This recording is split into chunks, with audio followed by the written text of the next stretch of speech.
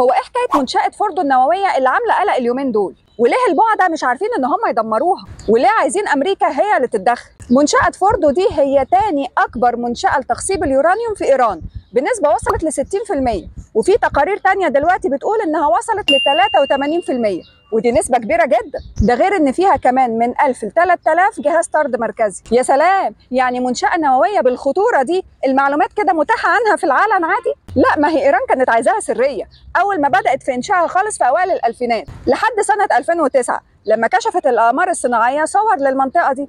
طب ولما كل حاجة معروفة عنها كده ليه صعب على البعض ان هم يدمروها؟ لانها متحصنه جدا. اولا هي جوه جبل، ثانيا موجوده على عمق من 80 ل 90 متر تحت الارض، يعني القنابل العاديه ما تقدرش انها توصل لها. لازم قنبله تكون خارقه للتحصينات وبتنطلق من قاذفات امريكيه، والحاجات دي كلها مش موجوده غير عند امريكا وبس. لكن برضه قرار ضرب فوردو حاجه مش سهله، لانه ممكن يتسبب في تسريب مواد نوويه. هل بقى هيعملوا الموضوع ده فعلا ولا لا؟ ربنا يستر. يا دي النيله، يعني احنا فلتنا من كورونا علشان نلبس في النووي؟ فاضل ايه تاني ما شفناهوش؟ ده ايه الجيل المنحوس ده؟